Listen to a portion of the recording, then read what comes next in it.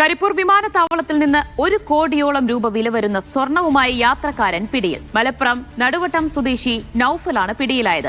അടിവസ്ത്രത്തിൽ ഒളിപ്പിച്ച നിലയിലായിരുന്നു സ്വർണം. ജംഷീർ കുടിഞ്ഞ വിവരങ്ങൾ നൽകും. ജംഷീർ, എങ്ങനെയാണ് ഇയാൾ പിടിയിലായത്?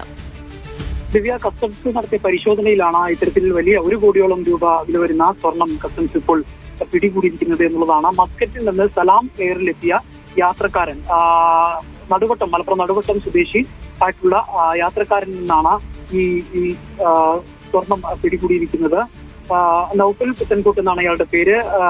ഈ അടിവസ്ത്രത്തിനകത്ത് ഒളിപ്പിച്ച് 2 പൊതികളിലായിരുന്നു ഈ സ്വർണം കടത്തിയത് എന്നുള്ളതാണ്. ഈ സ്വർണം മിശ്രിത രൂപത്തിലായിരുന്നു. ഇതിന് 890 ഗ്രാമോളം 24 കാരറ്റ് സ്വർണമാണ് ഉണ്ടായിരുന്നതെന്നാണ് കസ്റ്റംസ് പറയുന്നത്. ഇതിന് ഏതാണ്ട് 1 കോടിയിലധികം 1 കോടിയോളം രൂപ വില വരും എന്നുള്ളതും കസ്റ്റംസ് പറയുന്നുണ്ട്. അതായത് യാത്രക്കാരനെ ഇപ്പോൾ കസ്റ്റംസ് പിടികൂടിയിരിക്കുകയാണ്.